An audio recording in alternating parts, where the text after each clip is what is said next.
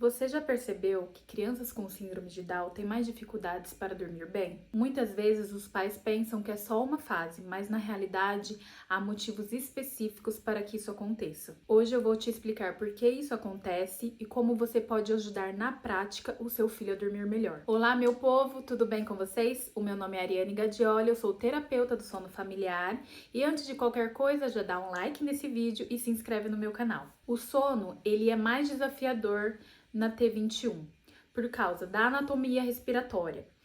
Uma criança com síndrome de Down tem o crânio mais achatado, a língua mais larga, tônus muscular baixo, o que favorece o que chamamos de apneia obstrutiva do sono. Isso por si só já é um distúrbio do sono que dificulta muito o início, a continuidade do sono na criança com síndrome de Down. A criança com síndrome de Down, a pessoa com síndrome de Down, ele tem alterações na produção da melatonina, alterações que são provenientes da síndrome de Down, o que dificulta, né, e encurta o sono REM. Então, com o sono REM mais reduzido, normalmente a criança tem mais despertares matinais de entre 52% a 69% das crianças com síndrome de Down tem mais propensão a despertares matinais. Despertar muito cedo, a partir das 5, 5 e meia, 6 horas, por causa desse sono REM reduzido. E também, além de despertar mais cedo, vários despertares noturnos, ele também tem um atraso no início do sono noturno. Tudo isso por causa dessa desordem, um pouquinho, né, na melatonina, que reduz o sono REM, que é aquela fase do sono curto, né, que a gente normalmente tem, que promove os sonhos.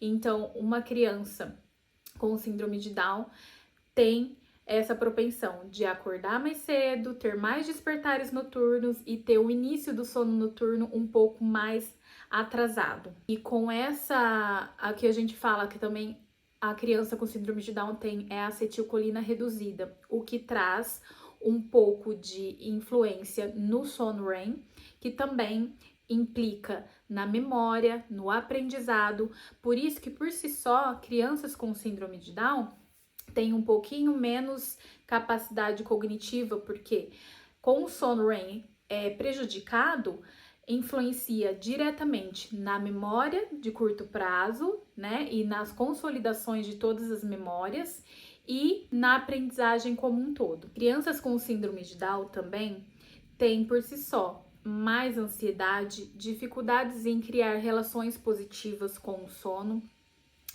Muitas vezes há problemas na tireoide e problemas no hormônio, né, da tireoide, normalmente implica também na qualidade do sono e refluxo gastroesofágico, o que também atrapalha na manutenção, né, do sono noturno por causa de todo esse desconforto. Então, aqui eu só dei uma pincelada dos motivos que acontecem, né, para que o seu bebê, para que sua criança com T21 tenha um pouco mais de dificuldade de começar o sono noturno, de manter o sono noturno, e por que muitas vezes eles acordam muito cedo. Por causa de todas essas questões que é esperado, né, e estudado, há estudos que comprovam que o T21 tem essas questões. Então não é uma coisa que vai melhorar, que com o tempo melhora. A gente precisa entender que há sintomas, que há sinais reais, né, e fisiológicos que fazem todo esse atraso no sono, toda essa confusão no sono da criança com síndrome de Down, mas também há formas que a gente consegue aí dar uma remediada para que esse sono fique melhor do que se a gente não fizesse nada. Então, por favor, comente aqui para mim. Você tem uma criança com síndrome de Down? Qual que é a sua maior dificuldade em relação ao sono dele? Ele dorme bem? Ele tem muitos despertares? Me conta aqui que eu gosto de ajudar. O primeiro ponto que eu vou falar para vocês os principais distúrbios do sono mais presentes na criança com síndrome de Down. O primeiro deles é a apneia obstrutiva do sono. Para vocês terem ideia, entre 2 a 8 anos, 31 a 79% das crianças com síndrome de Down têm a apneia obstrutiva do sono.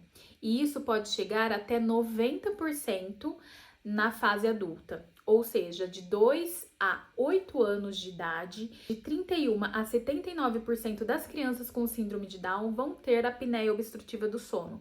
E esse número pode chegar até 90% na fase adulta. Normalmente, uma criança típica, né, uma criança que não tem a trissomia do 21, vai ter de entre 2 anos a 8 anos, 1 a 5% das crianças de 2 a 8 anos típicas tem a apneia obstrutiva do sono, para vocês fazerem aí um comparativo de como a apneia obstrutiva do sono é realmente um distúrbio muito presente na vida da pessoa com a síndrome de Down. Outro distúrbio também do sono que é muito comum na criança com síndrome de Down, na pessoa com síndrome de Down, é o bruxismo, que é aquele ranger dos dentes, sabe? Ficar assim. Até mesmo como uma resposta protetora por causa da língua, que é maior, e da morfologia da face. E também dessa apneia, né? Por causa assim, a apneia vem proveniente normalmente por causa da morfologia da face. E o bruxismo vem como proteção que a própria criança, né, faz por causa dessa apneia. Muitas vezes o bruxismo, o ranger dos dentes, a forma que fica assim com a boca travada, é uma forma de proteger e facilitar a respiração na hora desse sono com essa apneia obstrutiva do sono. Outro distúrbio muito comum no T21 é a enurese noturna, que é fazer xixi na cama, mesmo após o total controle do esfíncter. Mesmo depois da sua criança com síndrome de Down saber segurar a urina para não vazar na cama à noite, é muito comum ter o escape, é muito comum ter a enurese noturna, mesmo ele já sabendo controlar inconscientemente esse esfíncter. Por que que isso acontece? A apneia obstrutiva do sono, eu acabei esquecendo até de falar para vocês, que são aquelas pausas na respiração, aqueles momentos, segundos que a pessoa, né, que tem a apneia obstrutiva do sono, para de respirar.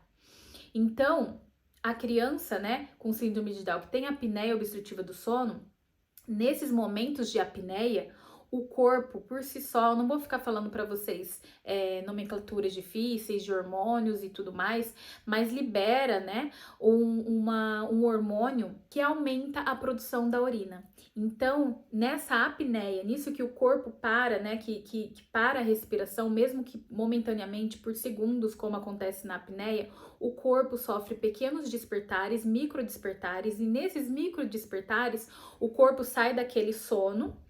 E nesses micro despertares o corpo produz mais urina, porque normalmente à noite a gente produz um hormônio que dá uma segurada na nossa produção de urina, para que a gente não fique, né, toda hora levantando para fazer xixi. Mas a partir do momento que a gente tem micros despertares, que normalmente acontece com a criança que tem a apneia obstrutiva do sono, o corpo vai produzindo naturalmente mais urina. Então a bexiga vai ficando cada vez mais cheia e mesmo após ele saber controlar o esfíncter, pode acontecer os escapes. E também, como a gente falou lá no começo, né, que tem a produção da melatonina, da acetilcolina, com menos sono profundo, né, no geral, com menos sono de qualidade no geral, o corpo da criança com síndrome de Down automaticamente produz mais urina. Também ele acaba liberando mais urina, né, durante a noite por causa da hipotonia. A hipotonia é a fraqueza muscular que a pessoa com síndrome de Down naturalmente já tem. Então também não consegue muito controlar essa bexiga por causa dessa hipotonia e também claramente por causa das questões neurológicas e hormonais provenientes da T21. A T21, ela influencia várias coisas, né, na qualidade de vida de um indivíduo. Não é só o que a gente vê fisicamente, também são coisas que acontecem internamente, neurologicamente, fisiologicamente, em todos os âmbitos, né, de aprendizado, de sono, fisiológico, enfim, várias questões. E também um outro distúrbio que acontece muito comumente, né, na criança com T21 é o distúrbio do movimento, como o distúrbio do movimento periódico das pernas. Tudo isso atrapalha demais o sono da criança, da pessoa que tem o T21. Então, por isso que a gente precisa estar atento e lidar mesmo com essas questões logo no começo, porque é possível sim você oferecer uma qualidade de sono melhor para sua criança com síndrome de Down. Agora, nesse segundo ponto, eu vou falar dos sinais de alerta para os pais, para que vocês entendam quando que está acontecendo alguma desses distúrbios na sua criança, para que vocês fiquem espertos e entrem em contato com o pediatra e falem sobre essas questões e comecem a trabalhar para que isso não seja a longo prazo algo prejudicial para a vida, para a qualidade de vida da sua criança. Primeira coisa que eu vou falar para vocês são as posições estranhas na hora de dormir. Normalmente, crianças com síndrome de Down se colocam em posições muito curvadas, às vezes com o bumbumzinho para cima, umas posições bem diferentes, às vezes sentado, assim, debruçado. Por quê? Isso mostra muitas vezes que essa criança já está com uma apneia obstrutiva do sono, ou às vezes a língua, enfim, tá dando aquela dificuldade para ela respirar e ela precisa se colocar numa posição mais confortável, numa posição que aquela respiração seja mais facilitada. Então, normalmente, quando se vê uma criança com síndrome de Down dormindo de uma posição diferente, é até bonitinho, a gente acha, né? Mas na realidade, é um alerta aos pais de que talvez ela esteja com apneia obstrutiva do sono, alguma dificuldade para iniciar o sono noturno por causa da respiração, e ela por si só, como proteção, se coloca nessa posição para que ela consiga respirar melhor e então dormir melhor. Outro sinal de alerta para os pais é quando a criança com síndrome de Down acorda, mesmo tendo dormido, né? Que a gente imagina a noite inteira, acorda muito cansado, muito irritado. Mesmo de manhãzinha já tá irritadiço, já tá cansado, parece que não dormiu, tá bocejando, tá com o olhinho vermelhinho, tá esfregando o olhinho, tá, enfim, com aqueles sinais de sono de que não teve uma noite muito boa de sono. Outro sinal também muito importante é a enurese noturna. Então, se você sabe que a sua criança, né, com síndrome de Down, já sabe controlar o esfíncter, ele não faz mais xixi na cama à noite e de repente ele começa a ter esses escapes, a ter essa enurese noturna, então fique esperto, porque pode ser a apneia obstrutiva do sono, que tá fazendo ele ter aqueles micro despertares, produzindo mais urina, né? O corpinho dele vai produzindo mais urina e mesmo conseguindo segurar, ele não consegue, porque é muita quantidade de urina, ajuda nessa hipotonia, essa fraqueza muscular que eles normalmente têm, já ajuda realmente a não segurar. Então, é um sinal de alerta a enurese noturna quando a criança já estava segurando bem o xixi durante a noite. Outro sinal de alerta para os pais de que o sono não está sendo de muita qualidade é o ronco, né? Porque o ronco por si só já mostra que toda aquela anatomia da face está prejudicando a passagem de ar e aquela criança está com alguma dificuldade na respiração, provocando então o ronco. Então fique esperto, talvez vale até a pena, né, a gente acordar às vezes à noite, se tiver um despertar, enfim, ou colocar o relógio para despertar mesmo e entrar quietinho lá no quarto da criança e observar por meia horinha, sabe, a criança dormindo, para ver se tem alguma parada de respiração, se escuta algum ronco, se ele tem algum movimento assim das pernas, se tem alguma coisa que pode estar atrapalhando o sono dele. E outro sinal de alerta também, né, que meio que caminha ao lado da criança que já acorda cansada, já acorda irritada, é a hiperatividade durante o dia, a ansiedade, a depressão também durante o dia, aquela criança que tá assim meio já cabisbaixo durante o dia, que tá meio caidinha, batidinha durante o dia.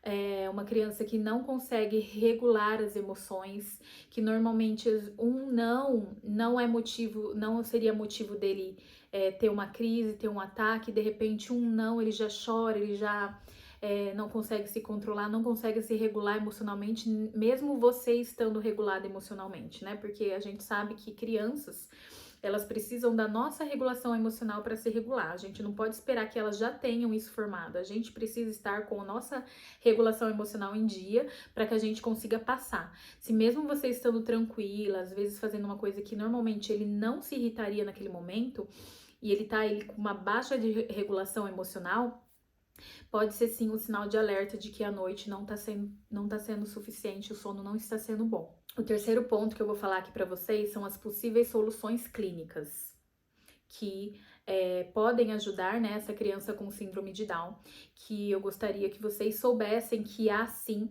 possibilidades clínicas e que normalmente, né, os pais em contato com os médicos e com toda aquela rede de apoio, né, que está aí conduzindo o sono, a qualidade de vida, a saúde dessa criança, pode indicar. A primeira é normalmente a cirurgia de remoção das adenoides das amígdalas, né, a tonsilectomia. Porque normalmente com toda essa morfologia, né, com toda essa anatomia da face alterada que a síndrome de Down né, indica nas crianças, é muito comum a gente ver que os pediatras, enfim, os médicos do sono indicam a retirada da adenoide, né, que é aquela carninha que fica aqui na região do nariz e das amígdalas, para que essa criança, né, com toda essa língua mais achatada, língua larga, consiga ter uma abertura melhor da respiração e consiga respirar melhor e não tenha tantas apneias do sono. É muito comum também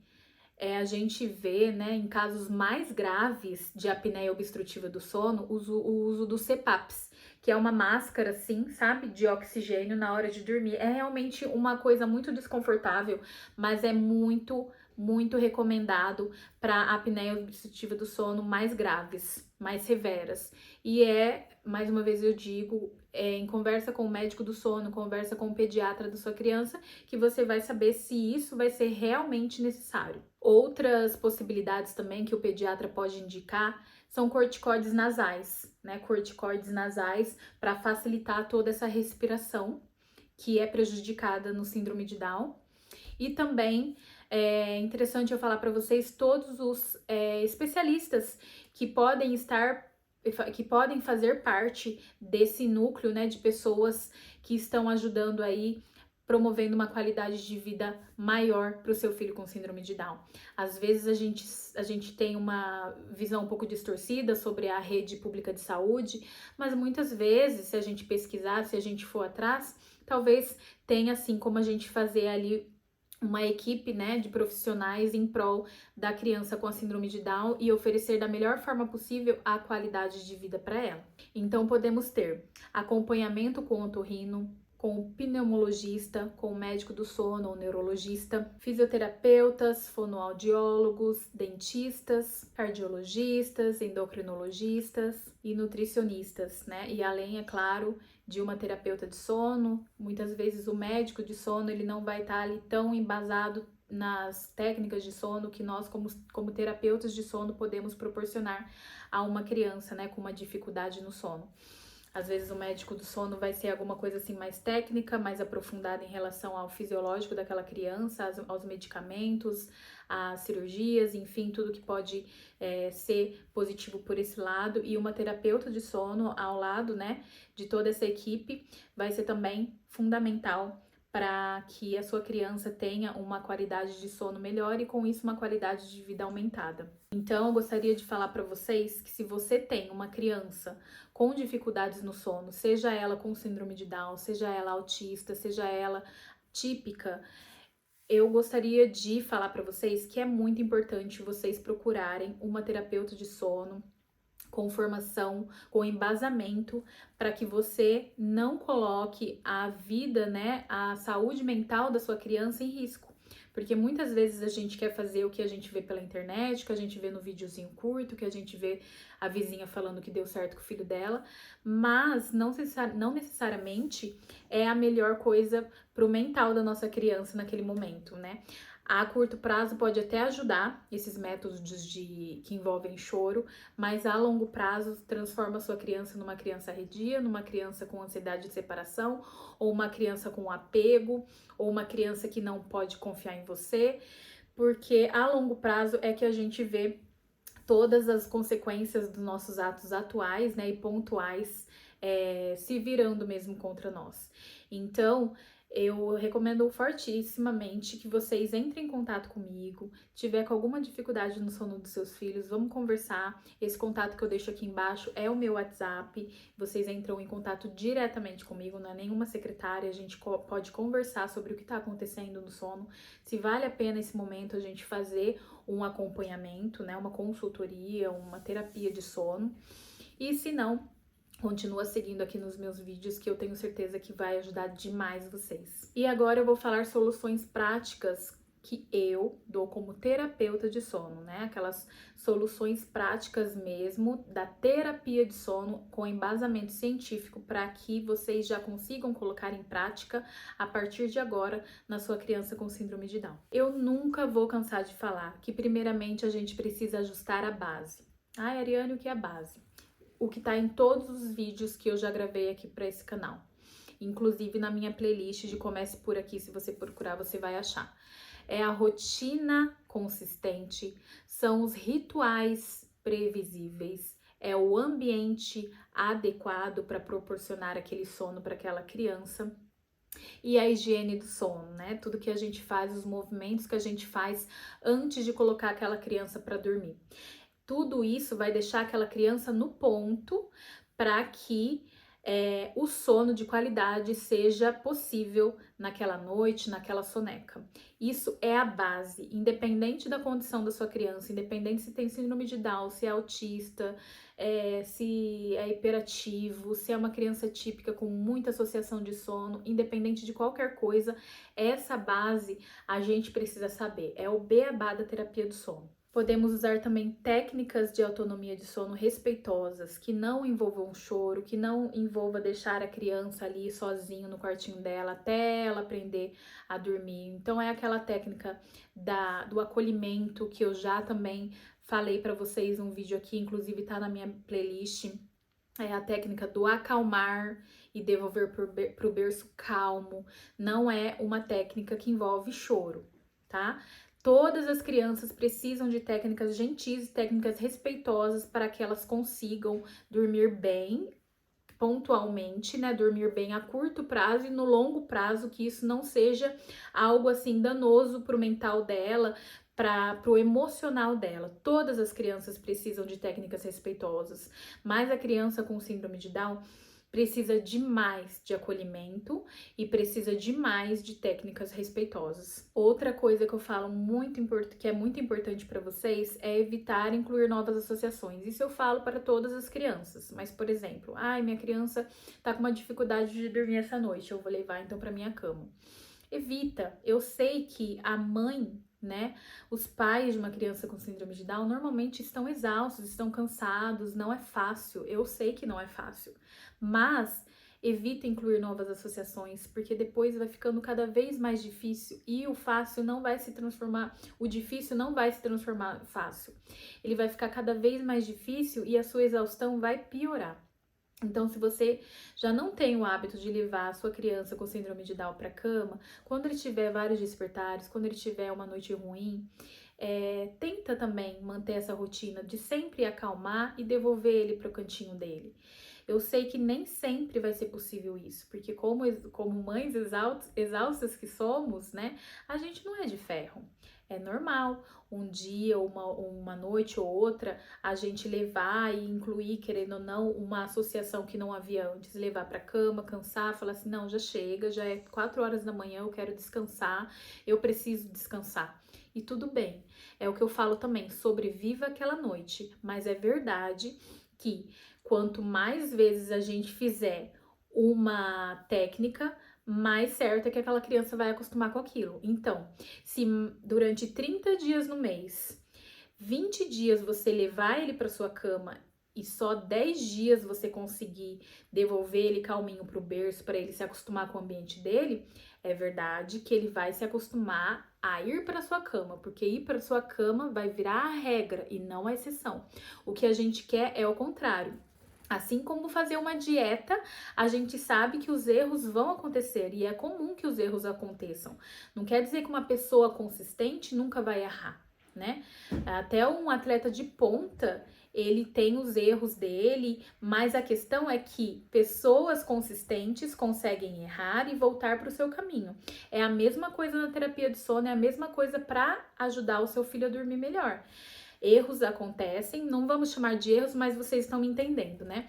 Esses deslizes acontecem no momento que a gente tá muito exausta, muito cansada, a gente vai puxar a criança pra cama mesmo, vai dormir dando mamar e fim, porque a gente tá exausta, a gente precisava desse momento, mas essas noites difíceis, assim, que você realmente não aguenta e acaba abrindo mão, cedendo, tem que ser a exceção e não a regra, porque é a regra que vai transformar a noite do seu filho para melhor ou para pior. A gente também pode, durante o dia, ajustar as janelas de sono para evitar privação de sono. Então, se é uma criança que teve muitos despertares à noite, né, que normalmente a criança com síndrome de Down já tem, se você vê que ela já acordou ali cansadinha, se você vê que ela tá um pouquinho mais cabisbaixa durante o dia, mais abatida, você pode ajustar as janelas de sono. Se normalmente ele fazia soneca a 1 hora da tarde, tenta oferecer esse almoço um pouquinho mais cedo, fazer ele dormir pelo menos meio-dia e meio, meio-dia, para que ele não esteja no final da tarde com aquele cortisol elevadíssimo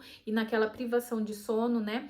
Que talvez dificulte até aí o início da soneca, que normalmente acontecia a 1 hora da tarde, e a manutenção dessa soneca com sono de qualidade. Outra técnica que também podemos falar aqui é durante o dia, ofereça o estímulo adequado para sua criança e o acolhimento adequado, porque o emocional dessa criança tem que estar nutrido, o nosso emocional também tem que estar nutrido. Eu sei que é difícil a gente, depois de uma noite cansada, né, de tantos despertares, a gente oferecer uma rotina perfeita para a criança e tentar desligar a televisão e tentar brincar ali com ela e ficar, sabe, deixando ela ali brincando sozinho com os brinquedos dela, e aí em algum momento oferecer um acolhimento 5 estrelas. Eu sei que é difícil, mas é importante que a gente entenda que são esses momentos durante o dia que constrói uma noite de sono, né? É o dia, como foi o dia, a rotina da criança, se você ofereceu estímulos adequados para ela, que vai construir essa noite de sono, e aí na noite de sono é que você vai poder descansar, para que no próximo dia você esteja melhor, para que você esteja mais ativa, mais disponível. Eu sei que no começo é realmente uma prova de fogo, uma prova muito grande de amor até mesmo, para uma mãe exausta oferecer as ferramentas para que essa criança durma bem. Mas vai por mim que vai valer a pena. A longo prazo e a cada noite que passa, tudo vai melhorando e as coisas vão se ajustando, né? Então, inicialmente, sempre ofereça mesmo durante o dia estímulos adequados para a criança. Tenta desligar um pouco mais a televisão na parte da tarde. Se for usar a televisão, que muitas vezes a televisão ajuda a gente, né? Coloque na parte da manhã, depois da sonequinha da tarde, não deixe mais televisão, deixe uma brincadeira mais livre, um momento de história, um momento de leitura, nem que seja ele sozinho folheando os livrinhos dele lá, ou buscando o ócio dele lá no ócio dele, buscando as brincadeirinhas que ele mesmo faz. Ai, Ariane, mas ele me deixa em paz. Se eu não ligo a televisão, ele não me deixa em paz, ele fica me... Acostuma, tá? Vai dar certo, confia, sabe? Com o tempo eles vão se adaptando, eles vão aprendendo a brincar sozinhos. No começo não é fácil mesmo, uma criança que só sabe ver televisão brincar sozinho, mas é o passo que a gente tem que dar para que essa criança consiga, sabe? Se adaptar e se acostumar com esse tempo, né, com esse tempo ocioso dele, e comece a brincar com os brinquedinhos dele, pelo menos nesse bloco da tarde que é tão curto, e logo a gente já começa a dar o banho, dar a janta, né, o ritual do sono noturno, e aí às 7 horas da noite, 8 horas, ele já tá dormindo. Então, se for possível, né, ofereça os estímulos adequados para sua criança, que você vai ver que esse acolhimento, esses estímulos adequados vai ser muito bom para o sono dele e para o seu descanso também como mãe. E outra técnica, né, que também tá ali caminhando lado a lado com as técnicas gentis de acolhimento, né, com as técnicas gentis de autonomia de sono, é oferecer outros confortos a não ser só o colo ou o peito, né? É ensinar aquela criança que no despertar há outras formas de se acalmar, há outras formas de conforto, que não só oferecer o peito para ele ficar em silêncio e voltar a dormir, que não só oferecer o colo balançando para que ele fique em silêncio e volte a dormir. Que igual ao dia, né? Igual oferecer os estímulos adequados. É difícil a gente começar a incluir uma nova associação, né? Mas que desgaste menos a gente, né? É muito difícil mesmo a gente começar a incluir uma associação de outra calma a não ser o nosso peito para uma criança que desde sempre abria a boca para chorar era peito, abria a boca era peito, tudo era peito. É difícil a gente tirar essa associação, a gente virar essa chavinha na cabecinha dessa criança. No começo vai ser difícil, mas a longo prazo eu prometo para vocês que vale muito a pena, vale muito a pena. O sono da criança com T21 é naturalmente mais desafiador, mas com atenção aos sinais de alerta, com os cuidados clínicos e com essas práticas de terapia de sono dentro de casa, é possível melhorar muito a qualidade de vida da família, melhorando a qualidade do sono da criança com T21. E antes de ir embora, assista o vídeo que eu fiz sobre distúrbios do sono, que vai aprofundar ainda mais o seu conhecimento.